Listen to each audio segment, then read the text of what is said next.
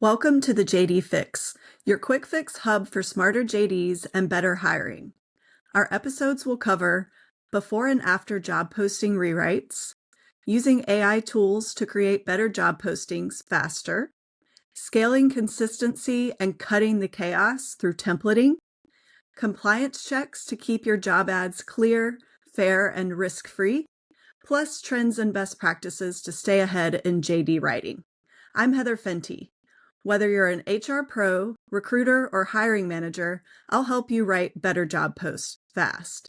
No junk, just 15-minute or less episodes packed with helpful tips. Subscribe now, and let's fix your JDs one post at a time.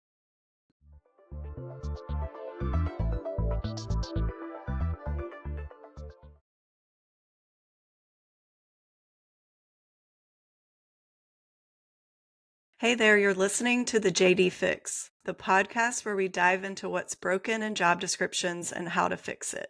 I'm your host, Heather Fenty. Today, we've got a very special guest joining us, Rob Kelly, CEO and co-founder of Ongig. Rob is spending most of his time these days writing a newsletter called Media and the Machine, analyzing the intersection of AI and content. He's a 4-time founder and CEO with 100 million plus in revenue. He also recommends documentaries just for fun.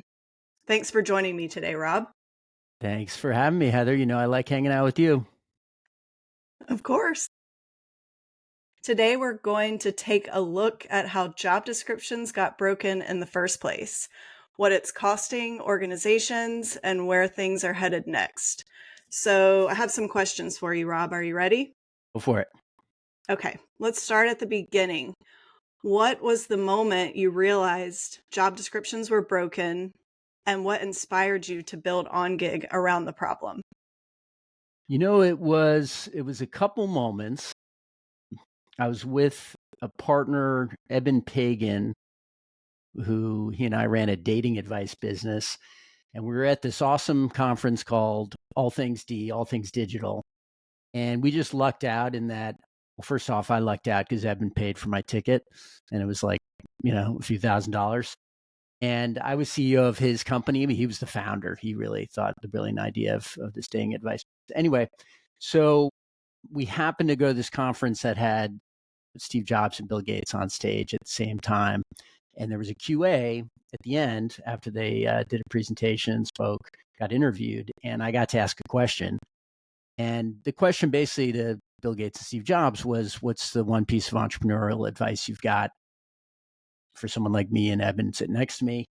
And the first one was, he said, you got to love what you do. It's a grind. You got to wake up every day. It's got to have passion, all that stuff. Kind of a little bit of a predictable answer. But the second one was, you've got to be a really good talent scout, because no matter how smart you are, you need a team of great people.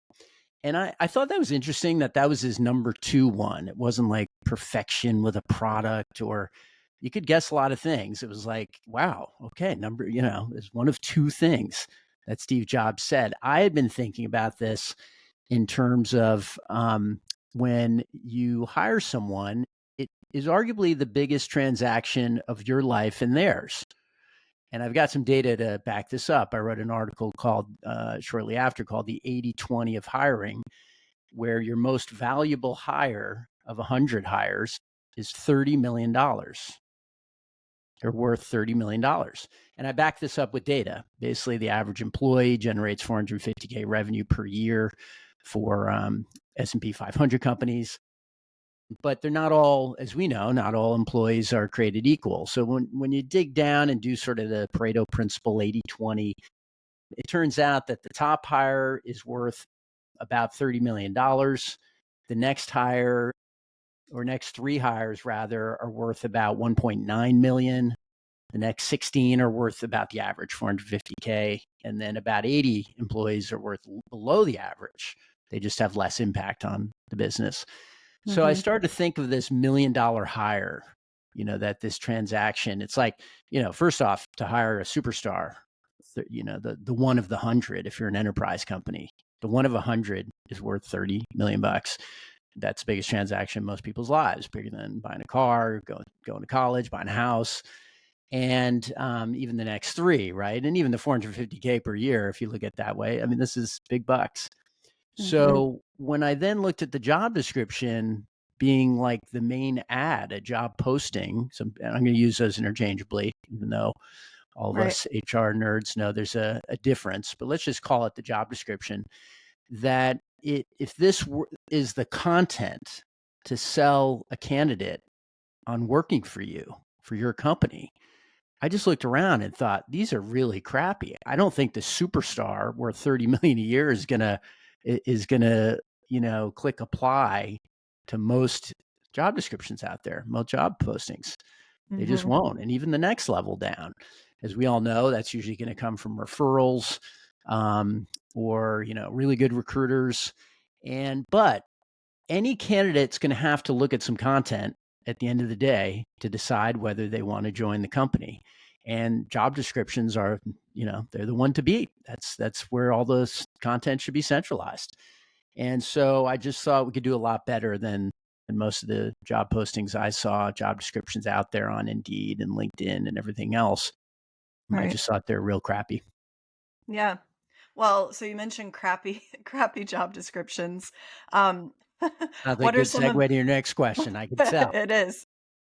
What are some of the worst job description practices you've seen over the years, and what kind of damage do you think they cause? Yeah, the worst. Wow. Probably I'm not sure if this is in any particular order, but I'll give you a couple, maybe three even examples. I would say bad copy. And notice I'm saying copy. I'm a marketing guy. And copy is from advertising, ad copy. And you should treat a job description or a job posting as an ad. And now there's an internal one and some reasons to have compliance and other things for an employee once they're there and showing them their job description and what they need to do. But in terms of attracting a new candidate to your company, you've got to have a job description with good copy. So one first mistake I find is that often it is the same as the internal job description. The content is the same. It was sort of a sloppy and paste, I call it, instead of copy and paste. Then that phrase never caught on, but I like it. People just a little lazy, and they copy and paste some internal job description and put it up there to the outside world. And that's usually written by, no offense to HR managers, but they're not marketing folks or sales folks usually. They got their own jobs to do, and compliance and other conservative things, or so and it's not really their job. So someone's got to turn that into really good ad copy and not just an internal sort of legal sounding doc. The second thing is that it's inconsistent. If you look across, now I'm talking about enterprises who have, dozens or hundreds or even thousands and tens of thousands of job descriptions or job postings out there at any one time. And amazingly, still, you can go look at the Fortune 500 ones. They have many have inconsistent headers. Many have inconsistent sections overall. Like the actual sections are different from job to job. Name Right. different things. Like instead of about us, it might say about Starbucks. Sorry, Starbucks. I didn't notice this. I'm picking on you because lately I'm not enjoying your coffee as much. I'm more of a Pete's guy. But anyway, so just inconsistent headers about us, bullets in some, no bullets in others, maybe a diversity statement in some, no diversity statement in others. And whether you believe in any one of these sections, maybe say you don't want a diversity statement. DEI is not it's sort of in the doghouse lately, right? But Yeah. you should darn well be consistent. You shouldn't have it in some and not in others. So I'd say inconsistency is a second. And then finally, this might be the most important thing that I see in terms of holding back most job ads, job descriptions, is that they exclude often the most important content. And remember, I'm calling this content. I'm a content guy. It's been my Mhm. whole life. I've been to start off as a tech journalist, reporter, and, blogger, writer, wrote a book, but I've always done something with content and tech. And the content of job descriptions often does not include what's most important to the candidate. So I'll give you two examples. Over and over, data shows that the most important thing to a candidate is typically compensation, salary, Mm-hmm. and hardly any. Now, it's gotten a lot better over the last 5 years, and Indeed has done a great job sort of suddenly requiring it on job boards. But I'm talking about even starting with it if you're writing it internally as an employer, that darn well should have some indication of salary. It should have a range, ideally the amount or a range. It should address it. If you have to say just competitive market rate, if it depends where the person lives, the salary, you should say that. You should, the truth will set you free. Be honest about it. Right. If you don't have anything on salary, then an A player, top grading, I think, invented, Brad Smart, the author of Top Grading, invented that term. You're going to lose the A players. They want to know how much, and they have little time. So that'd be one that it leaves out. And then benefits. So it's been proven that benefits are a main attractor, and many job postings don't mention specific benefits. They just don't list them out. And that could be hugely important, whether it's 401ks or time off or, lots of retreats for wellness, whatever it is, what your thing is, your company's got them. You may not have much. I mean, Ongig's a smaller tech company, so we don't have as much as Starbucks. I'll give them a compliment now. But we darn well include, when we're posting an ad for a new hire, we darn well include what we do have, right? Yep. Okay, flexible time, work at home.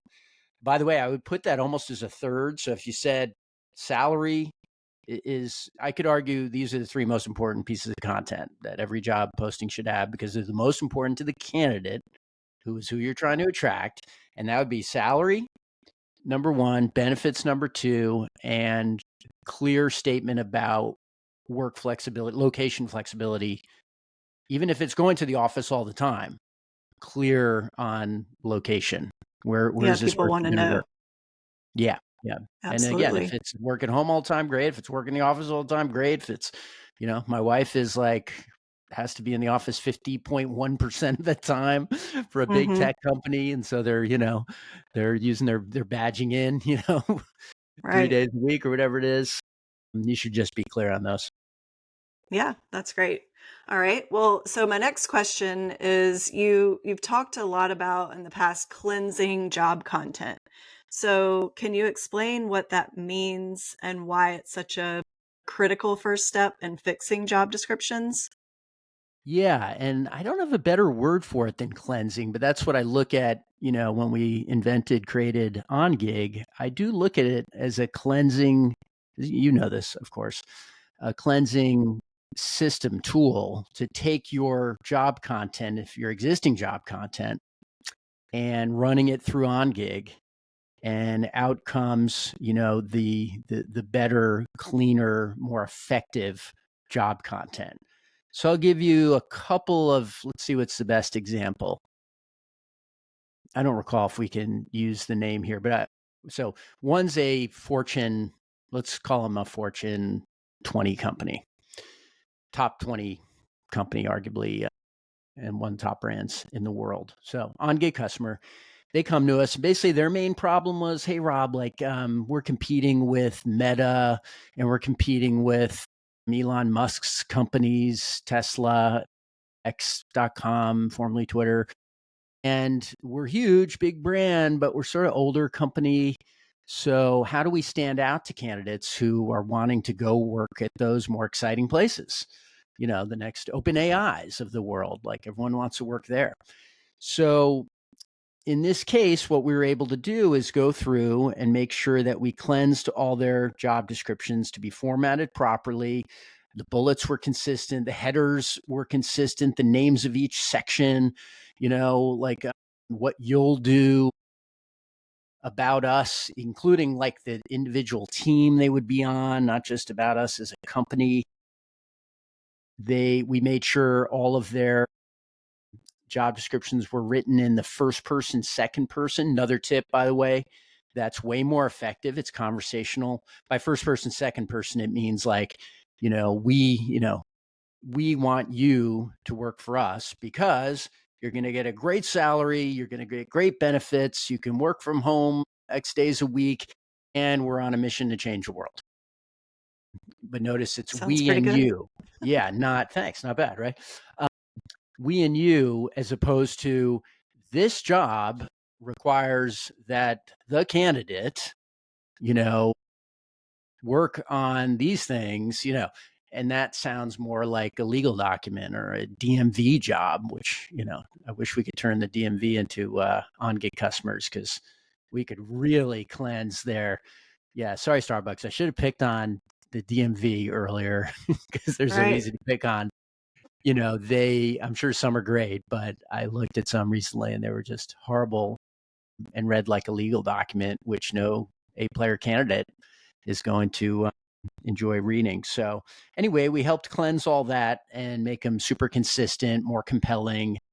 And you just run it through the OnGig system, run all your jobs. That's the beauty. I mean, OnGig's really best for employers who are hiring like, 50, 100, 1,000 plus, tens of thousands of people per year.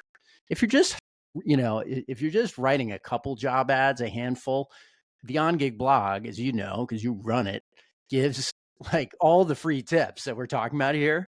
Like you Right. could take the time and just read all that. It's just super hard to do it when you're at scale for an enterprise for hiring, even like 10, 20, 50, 100 at a time is super, super hard. So that's one example just of the cleansing. And actually, do we have time for just one more? Yeah, quick. One Okay. more. So there was, as you know, an insurance company came to us and they needed to hire more women. By the way, it's funny. It's real simple. Like people talk about DEI, whether they like it or not. When it comes to hiring more women, for instance, this particular company had only 20% of their customer support team, this insurance company, were women. Well, guess what? There's no data that shows that women are or that men are better customer support people than women. There's no Hmm. data that shows that for any department that I know of, sales or anything else. So if you're 80% men, 20% women in a key department, which for insurance companies, help centers, and customer support are really key, you're just by virtue of those numbers, you're missing the best candidates, the best employees, the best hires because you simply over indexed on men for whatever Yeah. reason. And so you're missing folks. So they want to level that off to be more like 50-50. They had a quota of X number of women to hire. And so we just went in and cleansed all their job descriptions to make sure that they were, as attractive to women and still men, wouldn't turn off men. But there were simple things like we found instances of salesmen, used in the Hmm. language, like you're going to work with salesmen in this position. There were some words that we know are sort of indicate more attract way more men than women. Words just like, we're looking for an aggressive go-getter, sort of athlete type. Women, of course, can be athletes and aggressive and great, but like they're little triggers that were attracting more men and women. So we leveled all that out. They still got the great men, and suddenly they got tons more women candidates.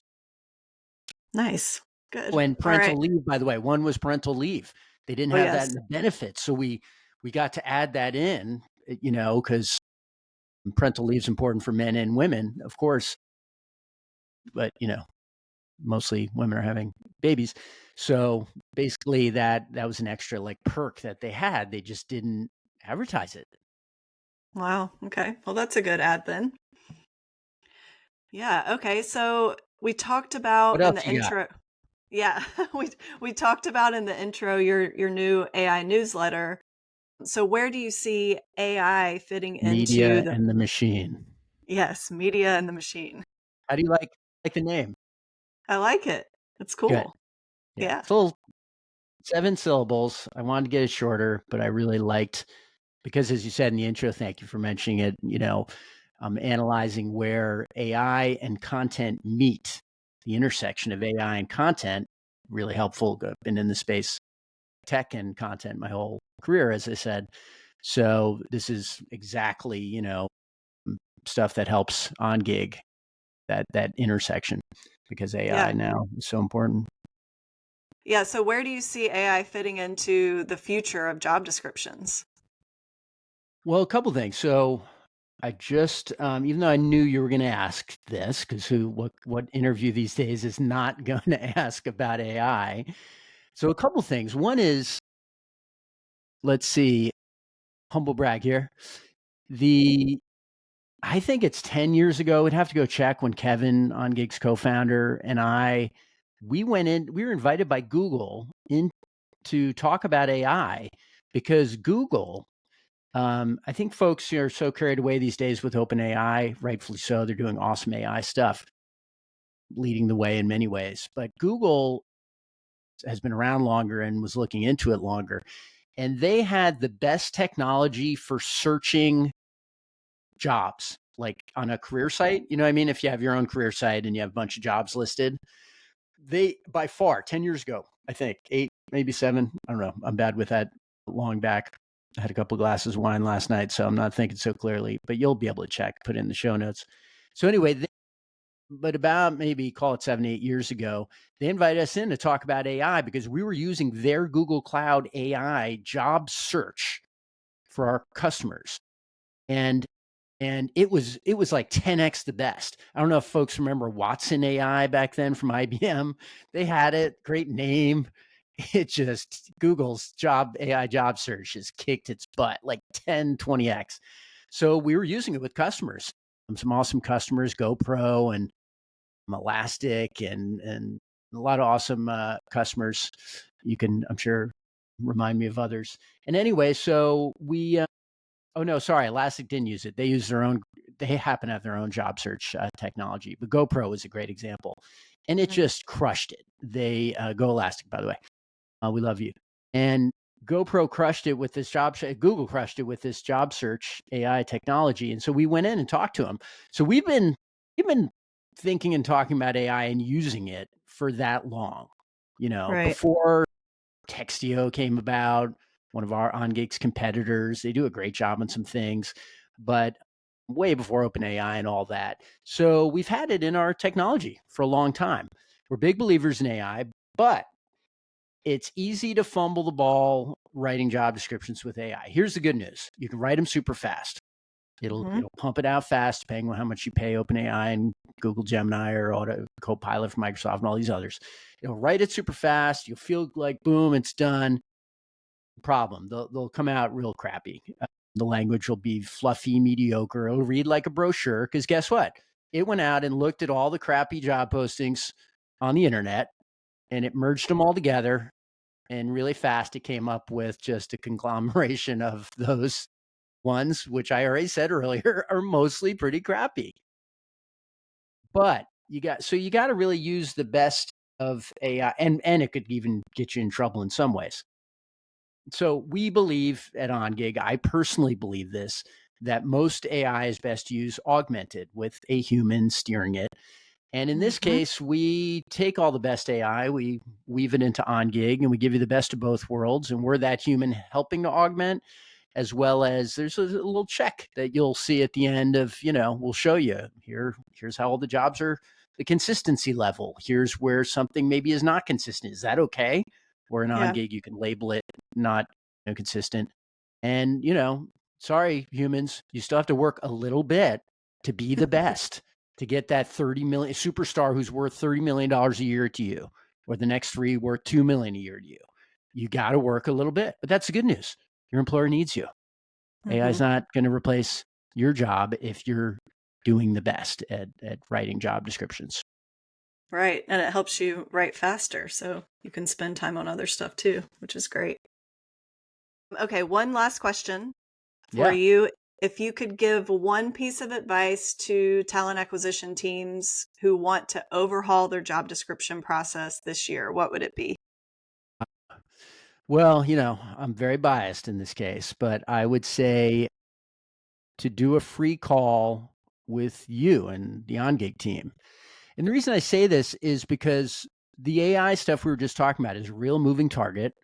it is going to put people out of a job. It is going to put talent acquisition team members out of a job because, bosses out there, whether it's VPs of TA or SVPs of human resources, chief talent officers, they're going to look and say, hey, do we really need that person? We could just use AI to do it. They're probably going to act sometimes fast without, thoroughly thinking through it. If I were a talent acquisition team member right now, I would go to my most trusted partners, whoever that is in our space, job description writing technology. And I would, so I'd meet with like you and your team. And I'm not literally, I mean, this is my recommendation. It's free. And what I would do is I would go through as the talent acquisition team, I would say, hey, Ongig, here's how we're doing things right now. Here's our process. Here's how we're using AI. Are you using a bunch of $20 a month things? Did your company get a big license and doing it some other way? And get our take. And we'll basically be honest. I think we've proven that. You can ask any of our customers. We believe in sharing and teaching, not selling. That's probably because I'm not the best salesperson in the world. So I've always thought sharing and teaching. That's why we have how many blog articles we have? 900, 1,000? More than that, yeah, More than 1,000 at that? least Oh, now. above 1,000 now? I would have to check, but it's pretty close, Oh, if you're not making my over. day. So we believe in giving away free content and then karmically, I'm like a hippie, deadhead, Grateful Dead. I believe in this stuff that it comes back. So I know us the best. There's plenty other great partners out there in the recruitment ad agency world. There's Recruitix, for instance, is a super great company to partner with. I'd be asking them the same thing. Show what you got, and we'll give you honest advice how we think we can improve it, if at all, and maybe where there's some pitfalls where you might be making a mistake, and it's best to fix it now. How to keep your job, thrive in your job, get your boss's job, all that good stuff. I love it. Thank you so much again, Rob, for joining us Yeah, this today. was fun, Heather. Yeah, Thanks for doing such great work for Ongig. And by the way, guess who hired Heather? Rob. Me. And I'm very proud of that. Every person on our team, except Marcy, our newest hire, was hired by me directly. And I applied all these principles, the content, and everything else. And I'm proud to say we got an awesome team, 8 players, and feel very lucky. And I've had some, strikeouts too, but I learned from them, got better, and my batting average has improved over the years, I like to think. So always looking for that $30 million a year superstar. Yeah, that's great. Perfect. Well, I'll close with this. Job descriptions aren't just paperwork. They're a big part of how you show up to candidates. When you take the time to cleanse them, as Rob talked about, everything runs smoother and your hiring process feels a lot more human. Huge thanks again to Rob for joining us today. And if you want to learn more, head over to Ongig, subscribe to Rob's AI newsletter, Media and the Machine on Substack, or connect with him directly on LinkedIn. Until next time, happy hiring.